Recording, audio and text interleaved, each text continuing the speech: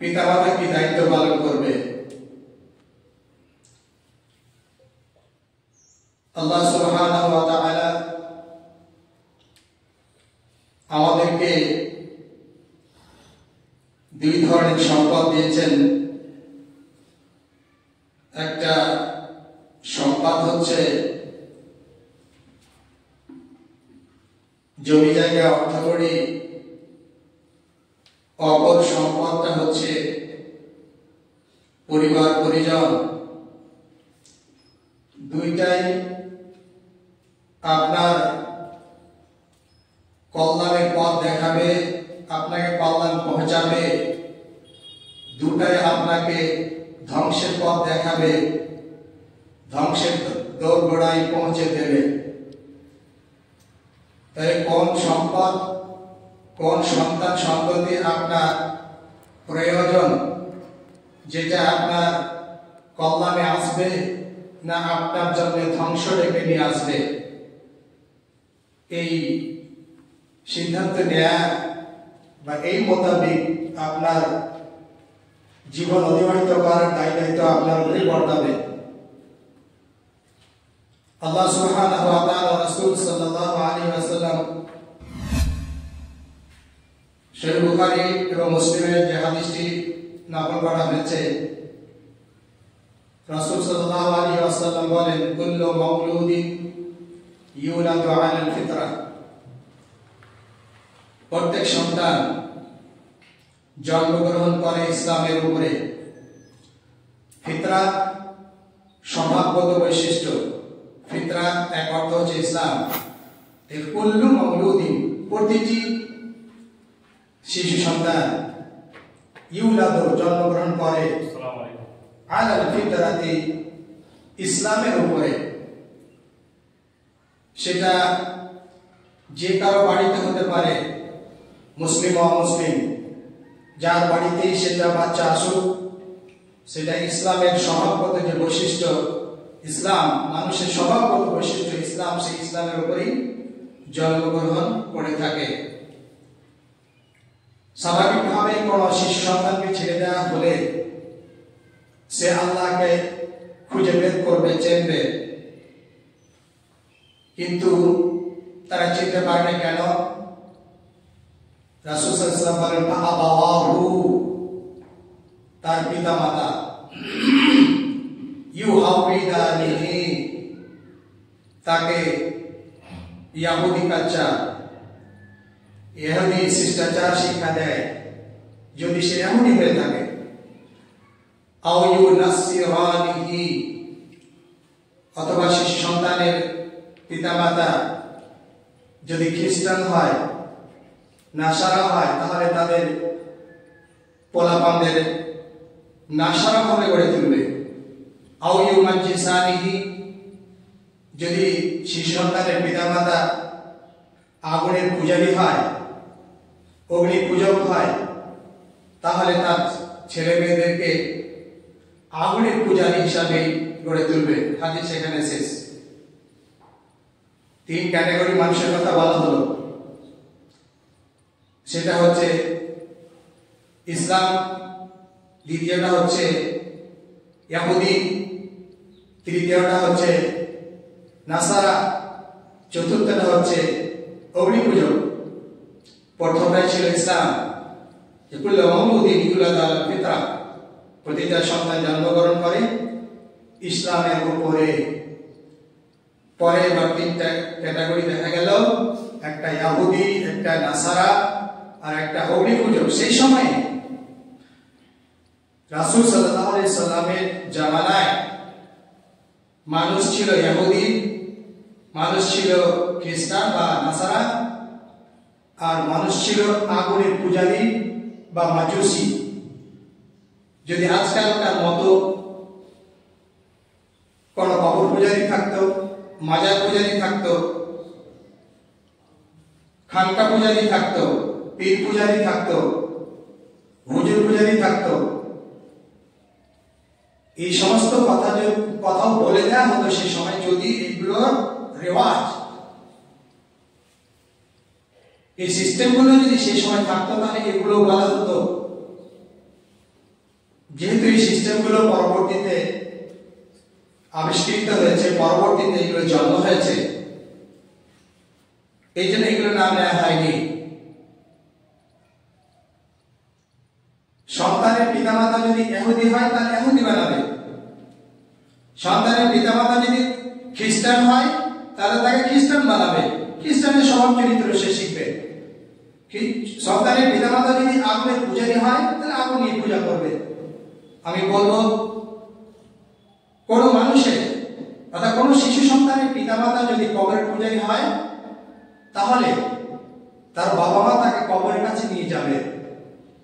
কোন বাবা মা যদি পীরের পূজারী হয়, যে পীর সবকিছু করতে পারে, পীরের কাছে চাইলে দিতে পারে, তাহলে তার শিশু সন্তানও পীরের ভক্ত হবে। কোন বাবা মা যদি খানকা ভক্ত হয়, খানকা পূজারী হয়, তাহলে তার শিশু সন্তানকে ওইভাবেই সে গড়ে তুলবে। এটা হচ্ছে স্বাভাবিক। তাহলে পিতামাতার দায়িত্ব কি ছেলে মেয়েদেরকে মানুষ রূপে গড়ে তোলার ক্ষেত্রে? তাহলে আপনি একজন মুসলিম, মুসলিমের অর্থ হচ্ছে আত্মসমর্পণকারী। আপনি আল্লাহ এবং তার রাসূলের কথার কাছে নিজেকে সঁপে দেবেন, আত্মসমর্পণ করবেন, আপনি মাথা নত করবেন, আপনি মেনে নেবেন। এটা মুসলিমদের বৈশিষ্ট্য। মুসলিমের কাছে যখন কোরআন বলা হবে, মুসলিম ও আত্মসমর্পণ করবে। মুসলিমের কাছে যখন রাসূল সাল্লাল্লাহু আলাইহি ওয়াসাল্লামের সহিষ্ণুতা পেশ করা হবে, মুসলিম সেখানে মাথা নত করে নেবে। কেন? এর প্রশ্ন করবে না যে কেন, এটা কেন করব, এটা কেন করতে হবে না, এটা প্রশ্ন করবে না। তাহলে মেনে নেবে কোরআন পেলে, মেনে নেবে সহিষ্ণুতা পেলে। তাহলে এটা মেনে নেওয়া আমাদের দরকার ছিল। তবে কোরআন এবং সুন্নাহ থাকার পরেও আমরা কেন বিভিন্ন দলে উপদলে বিভক্ত হলাম? কেন আমরা ইহুদি, নাসারা, খ্রিস্টান এবং আমরা মাযহাবী হলাম? কেন হলাম? ওহির বিধান একই বিধান আল্লাহ সুবহানাহু ওয়া তাআলার কাছ থেকে এসেছে। ওহির বিধানের প্রচারক ছিলেন মুহাম্মদ সাল্লাল্লাহু আলাইহি সাল্লাম, তিনি একাই এই ওহির বিধান প্রচার করেছেন। তবে এই ডিভাইডেড হয়ে যাওয়ার কারণ হচ্ছে ওহির বিধানকে নিজ বুঝ অনুযায়ী, নিজেদের উপলব্ধি অনুযায়ী বোঝার চেষ্টা করা। যখনই মানুষ কোরআনকে নিজে বুঝতে চেয়েছে যে আমি নিজে নিজে পড়ে নিজে নিজে বুঝবো ওস্তাদ ছাড়াই, যখন মানুষ সুন্নাহকে ফলো করেছে ওস্তাদ ছাড়াই, শিক্ষক ছাড়াই, যে আমি নিজে পড়ে নিজেই বুঝবো, তখনই মানুষ দলে উপদলে বিভক্ত হয়েছে। কেন আল্লাহ সুবহানাহু ওয়া তাআলা সূরাতুল বাকারা সূরা নম্বর 2 আয়াত 137 এ বলেছেন, ইসলামটা আপনার ইসলাম, আপনার ঈমান, এর মানদণ্ড হচ্ছে সাহাবায়ে কেরাম। আপনি কিভাবে বুঝলেন? এই বুঝটা সাহাবার বুঝ অনুযায়ী হতে গেলে আপনি সঠিক ইসলামে পেয়েছেন।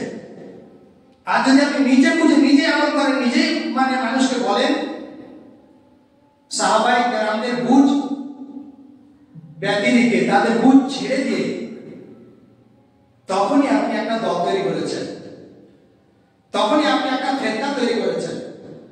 কারণ আল্লাহ সুবহানাহু ওয়া তাআলা বলছেন যে ফাইন আমানু বিমিসলি মা আমানতুম বিহি ফাকাদ ইহতাদাউ। ফাইন আমানু, পরবর্তী জেনারেশন, পরবর্তী জনগণ যদি আমানু ঈমান নিয়ে আসে, বিশ্বাস স্থাপন করে, বিমিসলি মা আমানতুম বিহি, এই সাহাবায়ে কেরামদের লক্ষ্য করে বলা হচ্ছে তোমাদের মতো তারা যারা এখনো আসেনি, আসবে, ওরা যদি তোমাদের মতো ঈমান নিয়ে আসে, তোমাদের বুঝ অনুযায়ী বুঝে, ফাকাদ ইহতাদাউ, তাহলেই তারা হেদায়েত প্রাপ্ত হবে, তাহলেই তারা সঠিক পথের উপরে থাকবে। তাহলে সঠিক পথের মেয়াদ, সঠিক পথের মানদণ্ড সাহাবায়ে কেরাম। তাহলে ওহির বিধান একটাই, আল্লাহ সুবহানাহু ওয়া তাআলা এক, রাসূল মুহাম্মদ সাল্লাল্লাহু আলাইহি সাল্লাম লাস্ট প্রফেট, তারপরও একটা রাসূলের কথা দিয়ে, একটা কোরআনের আয়াত নিয়ে তিনজন আমরা বসলাম, তিন রকম বুঝলাম। আমাদের শিক্ষক নেই, আমরা নিজেরাই শিক্ষক। তখন আমাদের মধ্যে বিভেদ সৃষ্টি হচ্ছে, আমাদের মধ্যে মতানৈক্য সৃষ্টি হচ্ছে। আমরা একদিন একসঙ্গে চলেছি ফিরেছি, যখন আমরা কোরআনের আয়াত নিয়ে পড়তে বসেছি তখন আমরা পৃথক হয়ে গেছি। আমি বুঝলাম এক, ও বুঝলো এক, আরেকজন বুঝলো অন্যরকম। সাহাবায়ে কেরাম এমনটি করেছিলেন। যখন আয়াত নাযিল হয় যে এমন কে আছে যারা নিজেদের ঈমানকে জুলুমের সাথে সংমিশ্রণ করেনি, এমন কে আছে? তা যারা জুলুমের সাথে নিজেদের ঈমানকে মিক্সচার করেনি, সংমিশ্রণ করেনি, তারা জান্নাতে যাবে। তো সাহাবায়ে কেরাম ভাবলেন এমন কে আছে আমাদের মধ্যে যে আমাদের সাথে কিছু জুলুম অত্যাচার মিশ্রিত নেই? আছে তো। তারা রাসূল সাল্লাল্লাহু আলাইহি সাল্লামের কাছে তাদের এই বুঝটা তুলে ধরলেন। তিনি বললেন যে জুলুমের কথা বলা হয়েছে, যে যারা নিজেদের ঈমানকে জুলুমের সাথে সংমিশ্রণ করেনি, যাদের ঈমানে জুলুম মিশ্রিত হয়নি, তারা জান্নাতে যাবে। এই জুলুম অর্থ কি জানো না তোমরা? সূরা লোকমানে বলা হয়েছে, লোকমান হাকিম তার পুত্রকে যখন উপদেশ দিচ্ছিলেন, ইয়া বুনাইয়া লা তুশরিক বিল্লাহ ইন্নাশ শিরকা লাযুলমুন আযীম। ইয়া বুনাইয়া, হে আমার আদরের পোলা, আদরের সন্তান, লা তুশরিক বিল্লাহ, আল্লাহর সাথে কাউকে শিরক করো না। ফাইন্নাশ শিরকা, নিশ্চয় শিরক, লাযুলমুন আযীম, মহা অপরাধ। তাহলে জুলম এখানে অর্থ হচ্ছে শিরক। তাহলে সাহাবায়ে কেরাম জুলুমের অর্থ কোন রকমে নিজেদের উপরে অত্যাচার করা, জুলুম করা, এমন কি আছে? সবাই তো আমরা নিজেদের উপরে অনেক সময় অনেক জুলুম করেছি। যেটা করতে হতো সেটা করিনি, যেটা করতে হতো না ওটা করেছি। তাহলে আমার নিজেদের উপরে জুলুম করেছি। যালামতুম আনফুসাকুম, আমরা বলি রব্বানা যালামনা আনফুসানা, হে আমাদের রব, যালামনা, আমরা জুলুম করেছি, আনফুসানা, আমাদের নফসের উপরে, আমাদের নিজেদেরই উপরে, নিজেদের আত্মার উপরে। তাহলে সবাই তো আমরা কিছু না কিছু জুলুম করেছি, অত্যাচার করেছি। এই জুলুমের অর্থ অত্যাচার নয়, এখানে জুলুম অর্থ অন্যায় নয়। এখানে জুলুমটার অর্থ করে দেখা যাচ্ছে যে জুলুম মিশ্রিত হয়নি, তারা জান্নাতে যাবে, সেটা শিরক। তাহলে রাসূল সাল্লাল্লাহু আলাইহি ওয়াসাল্লাম বুঝিয়ে দিলেন। এই বুঝ অনুযায়ী তার সাহাবায়ে কেরাম চলেছেন। যখনই কোনো বিষয়ে তারা একটু নিজেদের মতো বুঝেছেন, তখনই রাসূল সাল্লাল্লাহু আলাইহি ওয়াসাল্লামের দ্বারস্থ হয়েছে। অনেক বিদ্যা সব সাহাবা জানতেন এমনটি নয়। তামিম দারি রাদিয়াল্লাহু তাআলা আনহু, তিনি ওমর রাদিয়াল্লাহু তাআলা আনহু দরবারে উপস্থিত হয়েছিলেন। ওমর রাদিয়াল্লাহু তাআলা আনহু তাকে ডেকে পাঠিয়েছিলেন যে আমার সাথে একটু তোমার দরকার আছে, সাক্ষাৎ করবে। তিনি বাড়িতে আসলেন, পরপর তিনবার সালাম দিলেন। সালামের কোনো উত্তর না আসায় তিনি আবু মুসা আশারী, তিনি সালামের উত্তর না পেয়ে আবু মুসা আশারী রাদিয়াল্লাহু তাআলা বাড়ি ফিরে চলে গেলেন। ওমর রাদিয়াল্লাহু তাআলা আনহু হয়তো ভিতরে কোনো কাজে ব্যস্ত ছিলেন, শব্দ পেয়েছেন কিন্তু তৎক্ষণাৎ বলতে পারেনি। ও চলে যাওয়ার পর বেরিয়ে দেখে যে লোকটা তো নাই, গেল কই? তো বলছে তো চলে গেছে। তো ডেকে পাঠানো হলো যে তোমাকে ডেকেছিলাম, সাক্ষাৎ না করে তুমি চলে গেলে কেন? তিনি বললেন রাসূল সাল্লাল্লাহু আলাইহি ওয়াসাল্লাম বলেছেন, যখন তোমরা কারো বাড়িতে প্রবেশ করবে, প্রবেশ করার আগেই তাকে সালাম দেবে। সালামের উত্তর যদি আসে, অনুমতি যদি দেয়, তাহলে বাড়িতে প্রবেশ করবে, নচেৎ ফেরত যাবে। কিন্তু আল্লাহ কোরআনে বলেছে, আইয়ুহাল্লাযীনা আমানু লা তাদখুলু বুয়ুতান গায়রা বুয়ুতিকুম হাত্তা তাস্তানিসু ওয়া তুসাল্লিমু আলা আহলিহা। হে মুমিনগণ, তোমরা নিজেদের বাড়ি ছাড়া অন্যের বাড়িতে সালাম অনুমতি না নিয়ে প্রবেশ করবে না। আপনারা নিজেদের বাড়ি ছাড়া অন্যের বাড়িতে প্রবেশ করেন কেন? সেটা আপনার আত্মীয় হোক, অনাত্মীয় হোক। আল্লাহ বলছে আইয়াল্লাযিনা আমানু লা তাদখুলু বুয়ুতান গায়রা বুয়ুতিকুম, তোমাদের বাড়ি ছাড়া অন্যের বাড়িতে তোমরা প্রবেশ করবে না হাত্তা তাস্তানিসু, যতক্ষণ পর্যন্ত পারমিশন না নেবে, অতুসাল্লিমু অথবা সালাম না দেবে। তাহলে অনুমতি দিতে হবে অথবা সালাম দিতে হবে। বাড়িতে কলিং বেল রয়েছে, বেলটা আপনি দাববেন তখন আসসালামু আলাইকুম বলতে হবে। অনেকের কলিং বেলে আসসালামু আলাইকুম রয়েছে, আচ্ছা যন্ত্র সালাম দিচ্ছে, আপনি কি দিয়েছেন? আপনাকে সালাম করতে হবে। অন্য কোনো বার্তা পাচ্ছে, আপনি মানে অন্তরের সাথে সাথে আসসালামু আলাইকুম বলুন, শব্দ ভিতরে যাক, আপনার শব্দটাও যাক, এটা আল্লাহর নির্দেশ। তো আবু মুসা রাদিয়াল্লাহু তাআলা আনহুকে ডেকে পাঠালেন। তিনি আসলেন, জিজ্ঞাসা করলেন কেন ফিরে গিয়েছিলেন। তিনি বললেন রাসূল ভাই বলেছেন তিনবার সালাম দেওয়ার পর যদি কোনো বাড়ি থেকে উত্তর না আসে তাহলে ফেরত যেতে হবে। হ্যাঁ, রাসূলের উপরে এই ধরনের কথা বলে, রাসূল এই ধরনের কথা বলেছে। যদি তুমি তোমার কথার পক্ষে দলিল পেশ করতে না পারো, সাক্ষী মানে দিতে না পারো, তাহলে তোমার পিঠে কুলা বাঁধো, তোমার পিঠের উপরে আঘাত করা হবে। মুসলিম বলেন রাসূলের কথাটা শুনেছিলেন, বললেন। এখন ওমর রাদিয়াল্লাহু আনহু বলছে যদি তুমি তোমার কথার পক্ষে সাক্ষী পেশ করতে না পারো তাহলে তোমার পিঠে কে বাঁচাবে আমার ছড়ি থেকে? কেন তিনি রাসূলের নামে কথা বলেছেন? রাসূল এটা বলেছে, এটা ওমর রাদিয়াল্লাহু আনহু জানেন না। তিনি কওমের লোকদের কাছে গেলেন, লোকেরা বসেছিল, সেখানে ছোট্ট একজন যে মানুষ ছিলেন, মানে বসে থাকা মানুষের মধ্যে বললেন যে আমাকে কে সাক্ষ্য দেবে আমার পক্ষ হয়ে? এই কথাটা আমি বলেছি, সে তো বলছে সাক্ষী লাগবে না, পিতা আমাকে চাবুক মারা হবে। তাহলে ছোট্ট একজন আসলেন, যে বললেন এটা রাসূল সাল্লাল্লাহু আলাইহি ওয়াসাল্লাম বলেছেন। তাহলে ওমর রাদিয়াল্লাহু তাআলা এটা তো জানতেন না। তাহলে এই না জানার কারণে মানুষের মধ্যে বিভেদ সৃষ্টি হয়, মাসলা মাসাইল না জানার কারণে মতভেদ সৃষ্টি হয়। তখন বলে না আমি তোমার সাথে থাকবো না, বলে আমি তোমার সাথে থাকবো না, এইভাবে দলে দলে বিভক্ত হয়ে গেছে। তাহলে বলছিলাম আল্লাহ সুবহানাহু ওয়া তাআলা রাসূল সাল্লাল্লাহু আলাইহি ওয়াসাল্লাম বলেছেন যে প্রতিটা শিশু সন্তান ইসলামের উপরে জন্মগ্রহণ করে, তবে তার পিতামাতা তাকে কি করে দেয়? ইহুদি বানায়।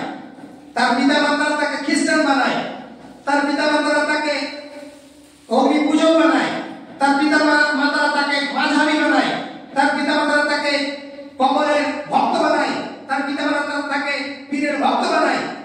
তো এইভাবে যে মানুষটা যে আকীদা পোষণ করে, যে বিশ্বাস পোষণ করে, তার ছেলে মেয়েদেরকে ওই বিশ্বাসে ওই দায়িত্বে ফেলেই গড়ে তোলে।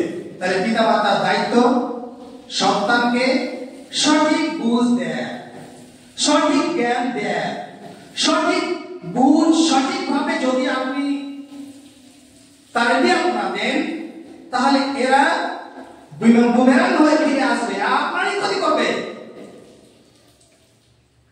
এই ক্ষতি থেকে বাঁচতে গেলে আপনাকে সঠিক জায়গায় শিক্ষা দিতে হবে।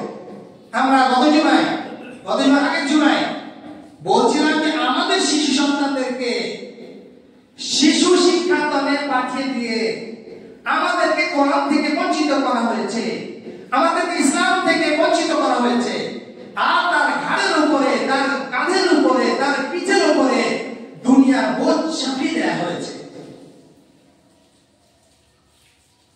আর সে প্রতিটা অক্ষরের মানে কি হবে সেটা শিখছে, অর্থ শিখছে, সে বাংলা হোক ইংরেজি হোক, প্রতিটা অক্ষরে একটা শব্দ এবং শব্দের অর্থ শিখছে।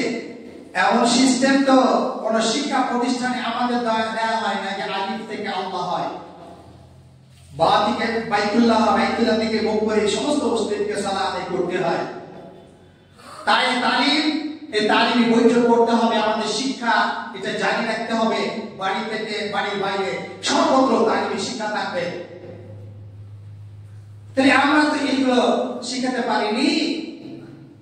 আপনি বৈষয়িক জীবনে আপনাদের ছেলে মেয়েদেরকে উন্নতি করানোর জন্য হাজার হাজার টাকা ডোনেট করেছেন, ডোনেশন দিয়েছেন, তারপরে আপনার সেই শিশু সন্তানকে আপনি সেই শিক্ষা প্রতিষ্ঠানে দিয়েছেন।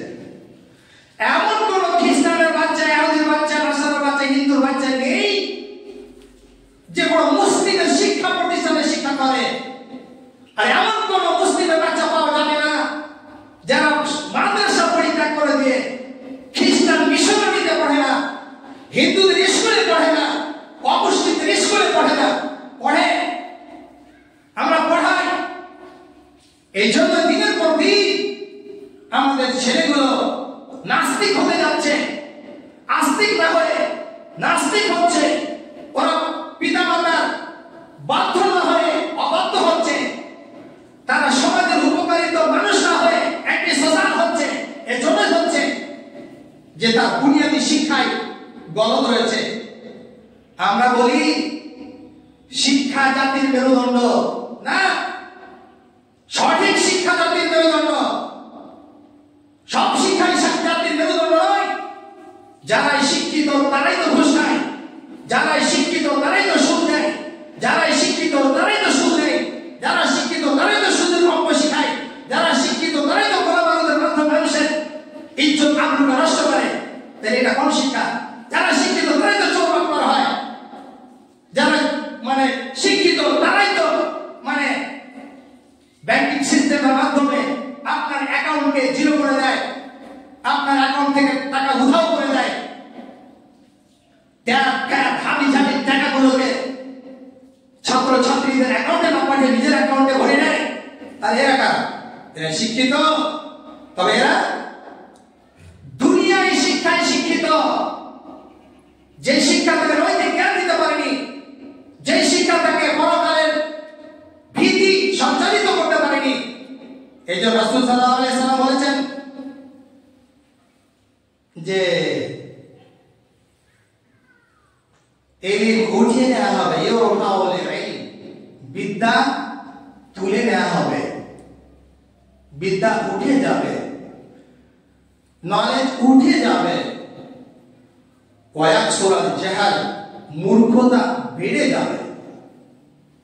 ওয়ায়ানজিলুল জাহাল, মূর্খতা বর্ষিত হবে। আপনি ভেবে থাকেন গত 10 বছরে আপনার গ্রামের ছেলেমেয়েরা শিক্ষিত না অশিক্ষিত? আপনি বলবেন শিক্ষিত। বিগত 20 বছরে আগে মানুষ শিক্ষার হার সেই দিনের তুলনায় বেড়েছে না কমেছে? আমি বলি বেড়েছে। রাসূল সাল্লাল্লাহু আলাইহি ওয়াসাল্লাম 1400 বছর আগে বলে বিদ্যা তুলে নেওয়া হবে, ওয়ায়ুকসারুল জাহাল, মূর্খতা বেড়ে যাবে। তাহলে মূর্খতা ভালো না, বিদ্যা উঠে নেওয়া হলো না। প্রতিটা বাড়িতেই তো অক্ষরের সম্পন্ন ছেলেমেয়েরা রয়েছে।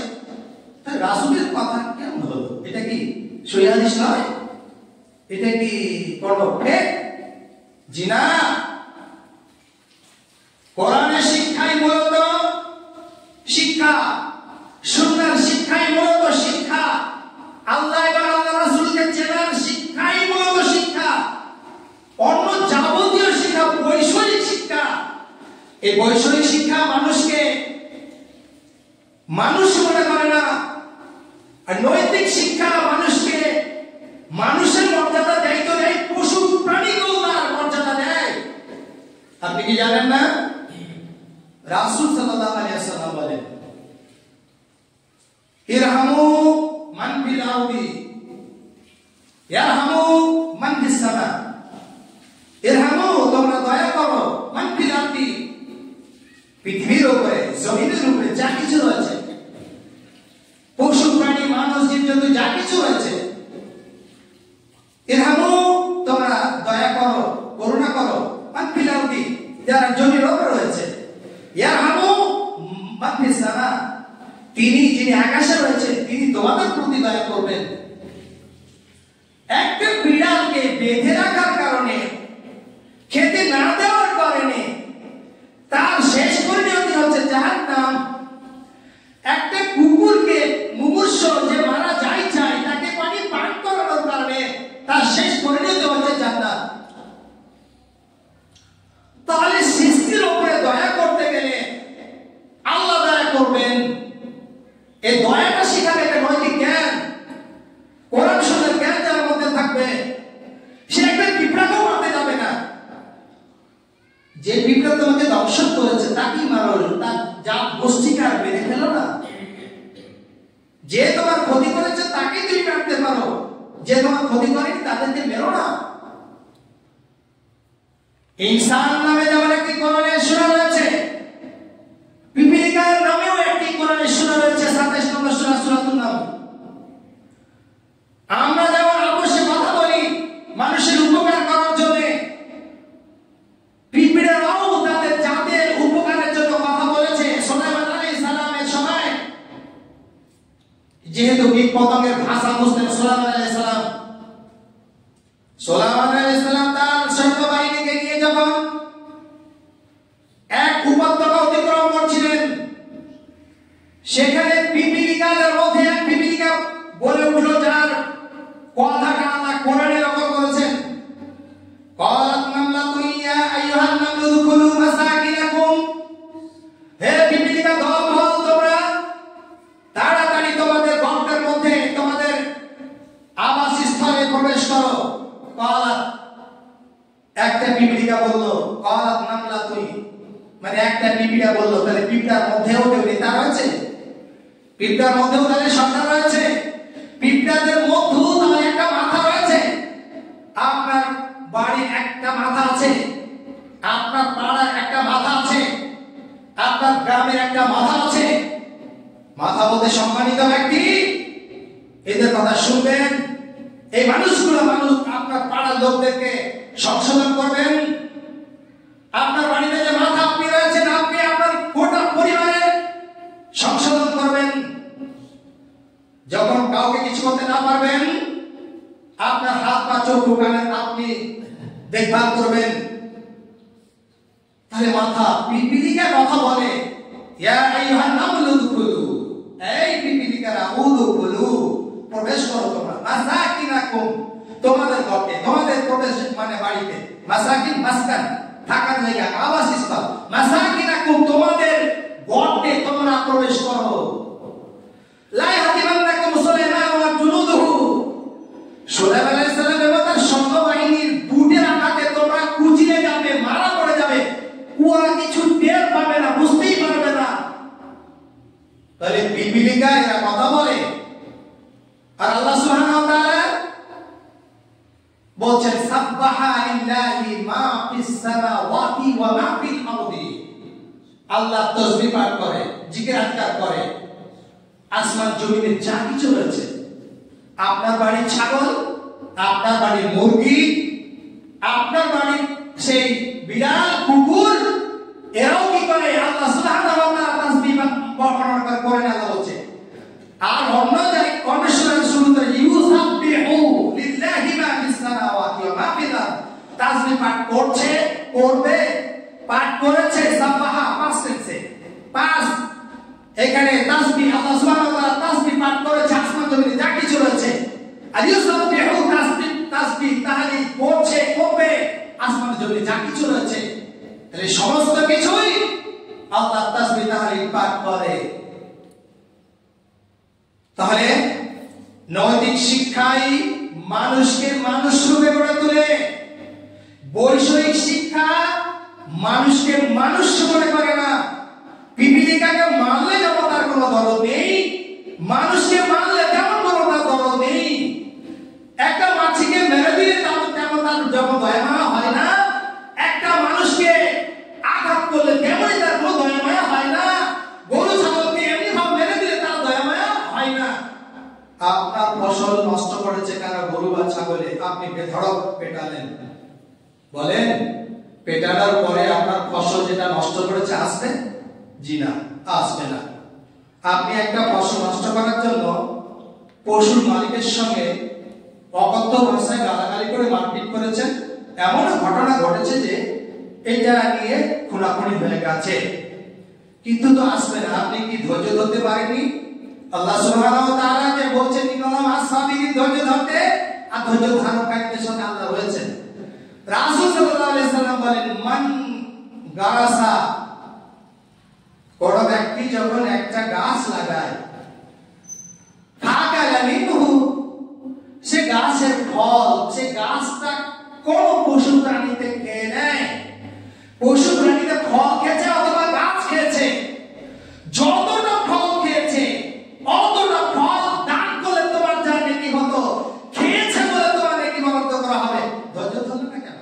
গালাগালি কেন করলে? কেন বেধড়ক পশুটাকে পেটালে? কেন তুমি পশু মালিকের সাথে ঝগড়া করতে গেলে? কেন? যদি বলতে ভদ্রতার সাথে, ভাই তোমার ছাগলে বা গরুতে আমার এটা নষ্ট করেছে, বেঁধে রাখবে, পরবর্তীতে নষ্ট না করে। আপনার তো উচিত ছিল আপনার সেই ফসলের জায়গাটা বেড়া দিয়ে রাখা। কেন আপনি বেড়া দেননি? যেখানে বলা আছে তুমি যখন বাড়িতে ঢুকবে বিসমিল্লাহ বলে ঢুকবে, দরজা বন্ধ করবে বিসমিল্লাহ বলে দরজা বন্ধ করবে। তুমি যদি বন্ধ না করো শয়তান ঢুকবে। শয়তান তোমার ছেলে মেয়েদের উপরে অশাসন দিয়ে, তোমার ভিতরে অশাসন দিয়ে অন্যায় কাজ করিয়ে দেবে। তাহলে বাড়ি বন্ধ করা দরকার ছিল। আপনি আপনার বয়স মানে ব্যবহারিক জিনিস, সেটা সোনাদানা হতে পারে, মোবাইল হতে পারে, আপনি তো বাইরে রাখেন না, আপনি তো সেটা হেফাজতে রাখেন। আপনি কি ভাবেন যে এটা রেখে দিলে কোনো আমার ক্ষতি হবে না? আপনি তো জানেন যে এটা বাইরে রেখে দিতে গেলে এটা ক্ষতি হবে। তাহলে আপনাকে ভিতর রাখতে হবে, এটা আপনাকে আপনার জমিটা ঘেরতে হবে। ছাগল আনাকেও বলবো তোমাকে তোমার ছাগল বেঁধে রাখতে হবে। ওই স্বামী ঘটনা মনে রাখতে হবে। সেই স্বামী বলে, হে রাসূল, আমি আমার উটটা ছেড়ে দিয়ে আল্লাহর উপর ভরসা করব না বেঁধে রেখে আল্লাহর উপর ভরসা করব?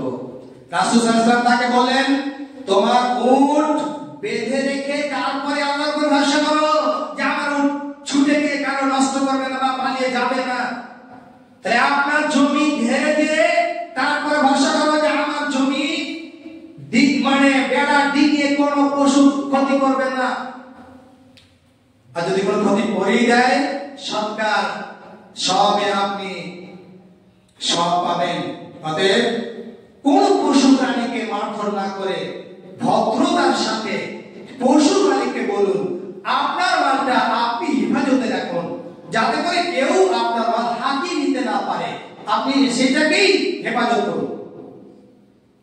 তাহলে বলছিলাম, আপনার শিষ্য সন্তানকে এমন শিক্ষায় শিক্ষিত করতে হবে যাতে করে আজীবন সে নিজে উপকৃত হয়। আপনার মৃত্যুর পরে তারা যেন আপনার উপকার করতে পারে, এমন শিক্ষাই তাদেরকে শিক্ষা দিতে হবে। সেই শিক্ষা দেওয়ার সাথে সাথে আপনাকে আল্লাহর কাছে ফরিয়াদ করতে হবে। এমনকি নয় যে আপনি কোন একটা ভালো মাদ্রাসায় দিয়েছেন যে আমার ছেলে ভালো হয়ে আসবে, জি না, মাদ্রাসাতে পড়ার পরেও সে বেনামাজি হতে পারে, মাদ্রাসাতে পড়ার পরেও সে অন্যায় কাজ করতে পারে। তার জন্য আল্লাহকে বলতে হবে, রব্বি হাবলি মিনাস সালিহিন, আল্লাহ তুমি আমাকে সৎ সন্তান দান করো, আল্লাহ তুমি আমার সন্তানের আখলাক চরিত্র সুন্দর করো। আল্লাহকে বলতে ছাড়বেন না। আল্লাহকে যদি আপনি বলতে পারেন, আল্লাহ যদি আপনার দোয়া কবুল করে নেয়, তাহলে সেই সন্তান আপনার জন্য বলবে, আল্লাহ ওই সন্তানের হৃদয়ে এই মানে প্রার্থনাটা জাগ্রত করে রাখবেন। আল্লাহ যেটা শিক্ষা দিয়েছেন, ও শিষ্য সন্তান ছেলেমেয়েরা শোনো, তোমরা তোমার পিতা মাতার জন্য আমার কাছে আবেদন করো, দরখাস্ত করো। আল্লাহ জানেন, আল্লাহ জানেন আপনার জন্য কি কল্যাণকর, আল্লাহ জানেন। তারপরেও সন্তানকে বলছে, ওই ছেলেমেয়েরা শোনো, তোমার বাবা মা তোমাকে এই পর্যন্ত পৌঁছে দেওয়ার জন্য, তোমাকে গড়ে তোলার জন্য বহু তাদের মাথার ঘাম ঝরিয়েছে, বহু রক্ত পরিত্রাণ দিয়েছে, তোমাকে এতদূর পর্যন্ত পৌঁছে দিয়েছে। নিজেরা অভুক্ত থেকে তোমাকে খাওয়াইয়েছে, নিজেরা তালিযুক্ত ছেঁড়াযুক্ত পুরানা কাপড় পরে তোমার পোশাক যাতে নতুন হয় সে ব্যবস্থা করেছে, নিজে ভাঙা সাইকেল চালিয়েছে, তোমাকে বাইক কিনে দিয়েছে, সমস্ত কিছু তোমার জন্য করেছে। সন্তান শোনো, তোমার বাপ মার জন্য আমাকে জানাও, আমার কাছে আপিল করো। রব্বিরহামহুমা কামা রাব্বায়ানি সগীরা, ও রব্বি, হে আমার রব, তুমি আমার পিতা মাতার প্রতি দয়া করো, রহম করো, করুণা করো, কৃপা করো। কামা রাব্বা, যেমন ভাবে তারা দুইজনে আমাকে লালন করেছে।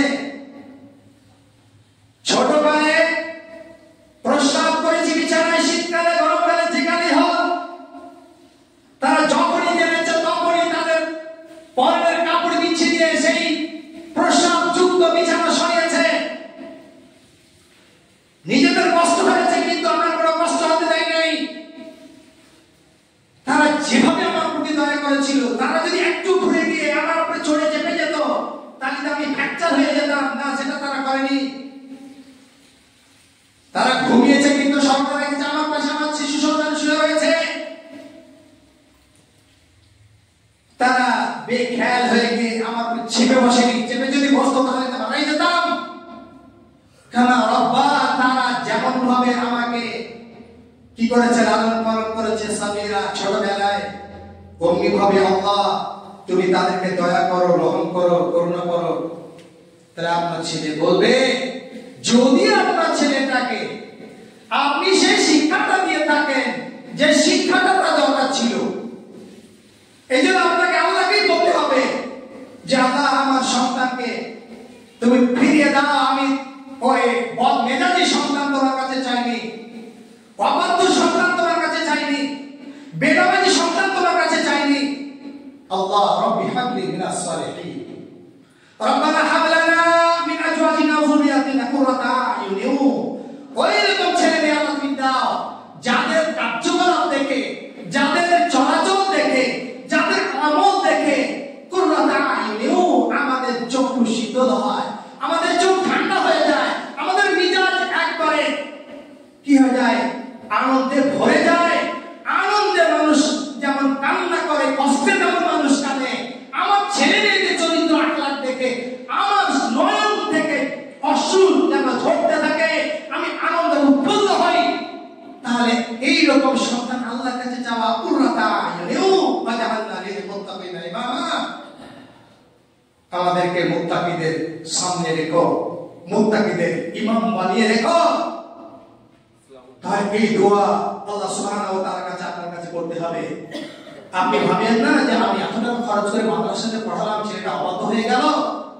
হতেই পারে, এক একটা হতেই পারে, ঢাকার মধ্যে পতন থাকতেই পারে, তবে সংখ্যাটা কম। মাদ্রাসায় পড়েছে, নৈতিক শিক্ষা পেয়েছে, শিক্ষকরা তাকে যেভাবে গড়ে তোলার চেষ্টা করেছে করেছে, তারপরেও শতকরা একটা মানুষ 1% থাকতে পারে যে বেনামাজি হয়ে গেছে, নামাজি পড়ে না, থাকতেও পারে, নাও থাকতে পারে।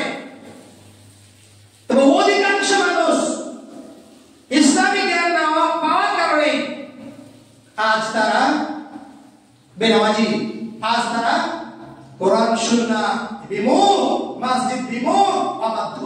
আল্লাহ তুমি আমাদেরকে সঠিক বুঝ দান করো, তুমি আমাদের ছেলে মেয়েদেরকে সঠিক বুঝ দান করো। গার্জেন অভিভাবক যারা রয়েছে আল্লাহ তুমি তাদেরকে সঠিক বুঝ দান করো, তাদের ছেলে মেয়েদের জন্য কোরআন শিক্ষার জন্য তারা যেন তাদের অর্থ ব্যয় করতে পারে।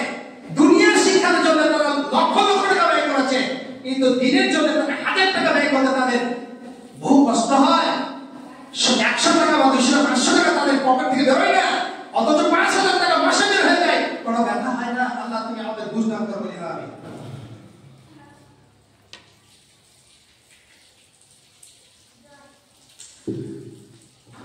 আলহামদুলিল্লাহ ওয়া সাল্লাতু ওয়াসসালামু আলা নবিয়্যিনা বা'দা। ওসমান গনি রাদিয়াল্লাহু তাআলা তিনি বলেন, রাসূল সাল্লাল্লাহু আলাইহি ওয়াসাল্লাম বলেছেন, খায়রুকুম মান তাআল্লামা আল কুরআনা ওয়া আল্লামা। মানুষের মধ্যে সেরা মানুষ, শ্রেষ্ঠ মানুষ ওরা যারা কোরআন শিখেছে। মানুষের মধ্যে সেরা মানুষ ওরা, শ্রেষ্ঠ মানুষ ওরা যারা কোরআন শিখেছে। আপনি কোন মানুষের অন্তর্ভুক্ত হতে চান?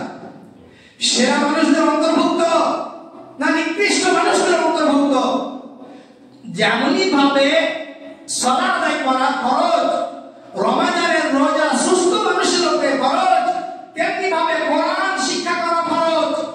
কোরআন শিক্ষার জন্য কোনো বয়স নেই যে আমি এখন 50 ঊর্ধ্বে 60 ঊর্ধ্বে বয়স আমি শিখব কিভাবে, এই বলার অবকাশ নেই। মুহাম্মদ সাল্লাল্লাহু আলাইহি ওয়াসাল্লামের উপরে 41 বছর বয়সে কোরআন নাযিল হয়েছে। মুহাম্মদ সাল্লাল্লাহু আলাইহি ওয়াসাল্লামের সাথে মুহাম্মদ সাল্লাল্লাহু আলাইহি ওয়াসাল্লামের দুইজন শ্বশুর আবু বকর সিদ্দিক রাদিয়াল্লাহু তাআলা আনহু, ওমর রাদিয়াল্লাহু তাআলা আনহুর বয়স কত ছিল? তাহলে 40 এর ঊর্ধ্বে ছিল। তারা যদি কোরআন শিখতে পারে, আপনি কোন সাথে বলবেন যে আমি কোরআন শিখতে পারবো না, আমার বয়স শেষ হয়ে গেছে? শিশু বাচ্চাদের জন্য কোরআন নয় যে তারাই শিখে, এমনটি নয়। সেই যুগে চলুন যেই যুগের মানুষেরা বয়োবৃদ্ধ অবস্থায় ইসলাম কবুল করার সাথে সাথে কোরআন শিখেছে। কোরআন না শিখতে গেলে আপনার সালাহ হবে না, সালাহ আদায় না করতে ইমান থাকবে না।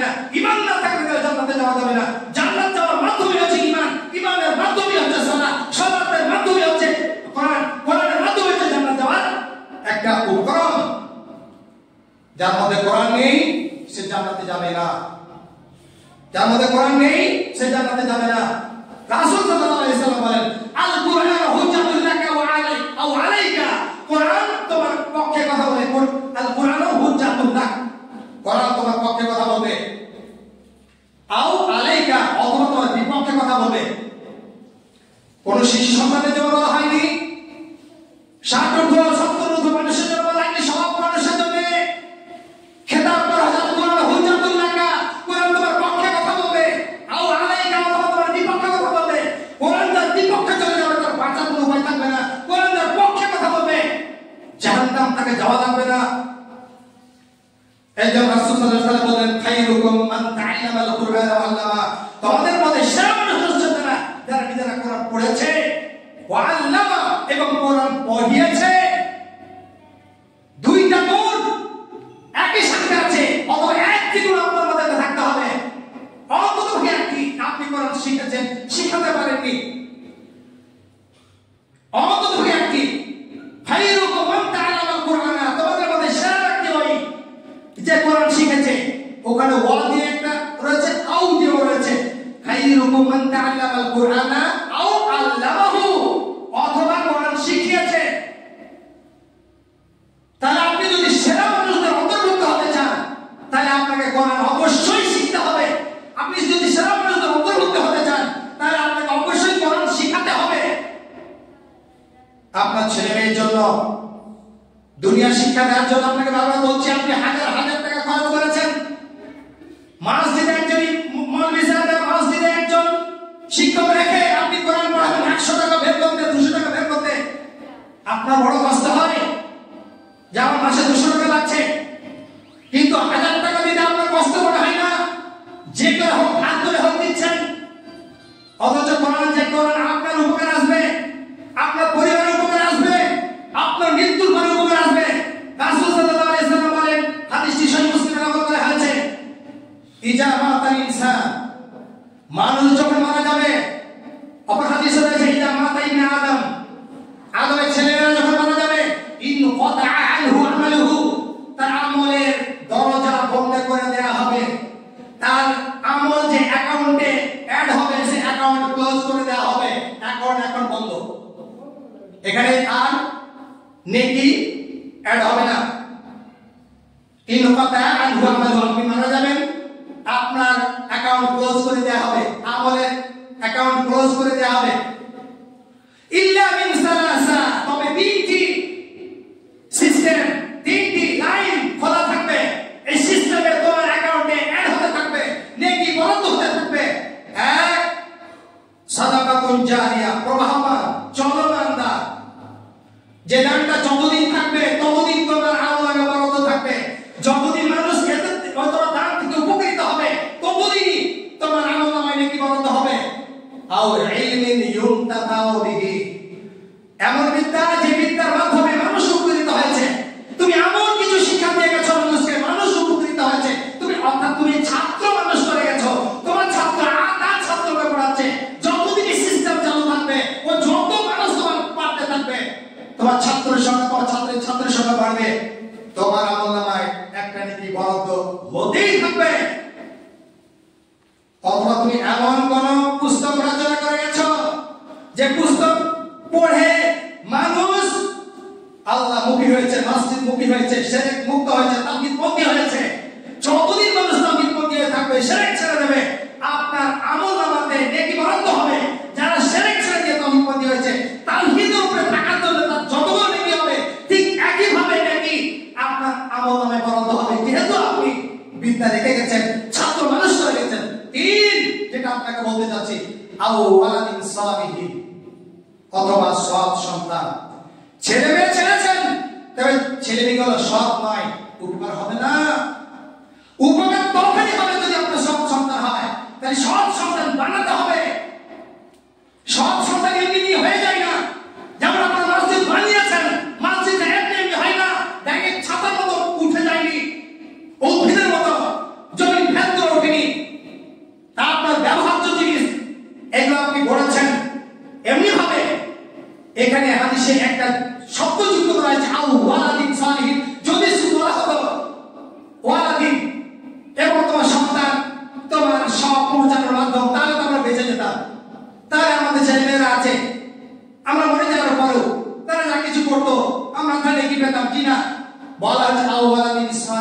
তিনটি সিস্টেমের একটি সিস্টেম হচ্ছে সৎ সন্তান রেখে যাওয়া। সৎ সন্তান তখনই হবে যখন তাকে কোরআনের শিক্ষা দেওয়া হবে। সৎ সন্তান তখনই হবে যখন তাকে কোরআনের বুঝ, তাওহীদের বুঝ তার ভিতরে ঢুকিয়ে দেওয়া হবে। আজ আপনি কোরআন ছেড়েছেন, আল্লাহ সুবহানাহু ওয়া তাআলা সূরা ফুরকান সূরা নম্বর 25 আয়াত নম্বর 30 এ বলেছেন, আপনি লক্ষ্য করে দেখবেন বাড়িতে গিয়ে, ওয়াকালা রাসূলু ইয়া রাব্বি ইন্না কাওমি ইত্তাখাযু হাযাল কুরআনা মাহজুরা। সময় শেষ হয়ে যাচ্ছে, ওই জন্য আপনাকে আর বলতে পারছি না। এই আয়াতটি আমি শেষ করতে যাচ্ছি। রাসূল সাল্লাল্লাহু আলাইহি ওয়াসাল্লাম আপনার বিরুদ্ধে অভিযোগ করবেন, বলবেন ওয়াকালা রাসূল, সূরা ফুরকান 31 নম্বর আয়াত, ওয়াকালা রাসূল, রাসূল বলবেন ইয়া রাব্বি, হে আমার প্রতিপালক রব, ইন্না কাওমি, নিশ্চয় আমার জাতি, আমার কওম, ইত্তাখাযু হাযাল কুরআনা মাহজুরা, এই কোরআনকে পরিত্যাজ্য গণ্য করেছে। এরা কোরআনের প্রতি আমল করেনি, এরা কোরআন শিখেনি, শিক্ষা দেয়নি। তাহলে আপনার বিরুদ্ধে যদি রাসূল মুহাম্মদ সাল্লাল্লাহু আলাইহি ওয়াসাল্লাম অভিযোগ করেন আল্লাহর কাছে, আপনার আমার কি হবে? আপনার আমার কি হবে? যে রাসূল শাফাত জানে বড় মানুষ জান্নাতে যাবে না, সেই রাসূল সাল্লাল্লাহু আলাইহি ওয়াসাল্লাম যদি আপনার আমার বিরুদ্ধে বলে ইয়া রাব্বি ইন্না কওমি ইত্তাখাযু হাযাল কুরআনা মাহজুরা, এ আমার জাতির লোকেরা এই কোরআনকে পরিত্যাজ্য গণ্য করেছে, এরা মরতে গেলে কোরআন পড়ে, এরা রমজান মাস আসতে গেলে কোরআন পড়ে, বা পড়ে তো পড়ে, আমল করে না, পরিত্যাজ্য গণ্য করে। কয়েকটি সিস্টেম রয়েছে কিভাবে মানুষ পরিত্যাজ্য করেছে, ডিটেইলসে আগে আপনি খুঁজে দেখবেন। তাহলে কোরআনকে আমরা পরিত্যাগ করেছি, পাঠ ছেড়েছি, তেলাওয়াত ছেড়েছি, পড়িনি, পড়াইনি। কোরআনকে সংরক্ষণ করতে হবে, এটা আমরা করিনি। কোরআনের পাঠ দিতে হবে, কোরআনের দাস দিতে হবে। রাসূল সাল্লাল্লাহু আলাইহি ওয়াসাল্লাম মাসতামা কওমিন ফি বাইতিন মিন বাইতিল্লাহ, একটা দল যারা মসজিদে উপস্থিত হয়ে কি করবে? কাতাদারাসুনাহু বাইনাহুম, একে অপরের মাঝে কি করবে? কোরআনের দাস দেবে, কোরআনের দাস দেবে, কোরআন পড়াবে, কোরআন পড়বে, কোরআন বুঝবে, কোরআন বুঝাবে। নাযারাত আলাইহিমুস সাকিনা, আল্লাহর পক্ষ থেকে সাকিনা এবং রহমত তাদের উপরে বর্ষিত হবে। হাফাতুহুল মালায়েকা, যারাই কোরআনের মাহফিলে বসেছিল এদেরকে কোরআন ফেরেশতারা বেষ্টনী করে রাখবে। তাহলে এদের প্রতি দয়া হবে, ফেরেশতারা এদেরকে ঘিরে রাখবে। আর আল্লাহ সুবহানাহু ওয়া তাআলা ফেরেশতা মণ্ডলীর কাছে এদের আলোচনা করবে। তাহলে যারাই কোরআন নিয়ে পড়বে, কোরআন নিয়ে তাফাক্কুর করবে, কোরআন নিয়ে গবেষণা করবে, কোরআনের মাহফিলে বসবে, এদেরকে রহমত ঢেকে দেবে, ফেরেশতারা ঘিরে রাখবে, আল্লাহ তাদের প্রতি সন্তুষ্ট হবেন। তাহলে প্রতিটা অক্ষর প্রতি যদি 10টা লেখা হয়, আপনি কোথায় গেছেন? আপনার বয়স কেন আপনি বলবেন আমার বয়স হয়েছে? আপনার শিশু সন্তান থেকে শুরু করে আপনাকে আপনার বয়স যা হোক আপনাকে পড়তেই হবে। যেহেতু আল্লাহ সুবহানাহু ওয়া তাআলা রাসূল বলেছেন লা সালাতা লিমান লাম ইয়াকরা বিফাতিহাতিল কিতাব, যে ব্যক্তি নামাজ হবে না, যে ব্যক্তি সূরা ফাতিহা পড়ে মানে সূরা ফাতিহা নামাজের মধ্যে পড়ে না। কোরআনের একটি সূরা হচ্ছে সূরা আল ফাতিহা। তাই কোরআন আপনার জন্য অপরিহার্য, কোরআন আপনাকে শিখতেই হবে। আপনি শিখতে শিখতে যদি মারা যান, তাহলে আল্লাহর রাস্তায় মারা গেলেন আপনি বলতে পারবেন, অভিযোগ দায়ের করতে পারবেন, আল্লাহ তোমার কোরআন শিখতে যাচ্ছিলাম, শিখছিলাম, বুঝছিলাম, বুঝার জন্য আমি চেষ্টা করছিলাম, তুমি আমার মরণ করেছো, কিন্তু এত সমস্ত কিছু সময় তুমি বের করতে পারছো, ব্যবসা বিজনেসে সময় বের করতে পারছো, কোরআন শিক্ষার জন্য কোনো একটা সময় বের করতে পারবে, বের করতেই হবে। আমাদের কোরআন শিখতেই হবে। না শিখতে গেলে কোরআন আমার বিরুদ্ধে কথা বলবে, বাঁচার কোনো উপায় থাকবে না। আল্লাহ তুমি আমাদের সকলকে এই কোরআন শুদ্ধভাবে পড়ার তৌফিক দান করো, আমিন। আল্লাহ তুমি আমাদের পরিবারের প্রত্যেক সদস্যকে কোরআনের পাঠক বানিয়ে দাও, বলি আমিন। হে আল্লাহ আমাদের মধ্যে যারা অসুস্থ হয়েছে তুমি তাকে সুস্থতা দান করো, বলি আমিন। হে আল্লাহ আমাদের মধ্যে যারা আর্থিকভাবে ভুগছেন, আল্লাহ তুমি তাদেরকে আর্থিকভাবে সচ্ছলতা দান করো, বলি আমিন। ওয়া আখিরু দাওয়ানা আলহামদুলিল্লাহি রাব্বিল আলামিন। আল্লাহুম্মা সাল্লি আলা মুহাম্মাদ ওয়া আলা মুহাম্মাদ কামা সাল্লাইতা আলা ইব্রাহিম ওয়া আলা আলি ইব্রাহিম ইন্নাকা হামিদুম মাজিদ। আল্লাহুম্মা বারিক আলা মুহাম্মাদ ওয়া আলা আলি মুহাম্মাদ কামা বারাকতা আলা ইব্রাহিম ওয়া আলা আলি ইব্রাহিম ইন্নাকা হামিদুম মাজিদ। আস্তাগফিরুল্লাহ লি ওয়া লাকুম ওয়া লিসাইরিল মুসলিমিন। সুবহানা রাব্বিকা রাব্বিল ইজ্জাতি আম্মা ইয়াসিফুন ওয়া সালাmun আলাল মুরসালিন ওয়ালহামদুলিল্লাহি রাব্বিল আলামিন। আসসালামু আলাইকুম ওয়া রাহমাতুল্লাহ।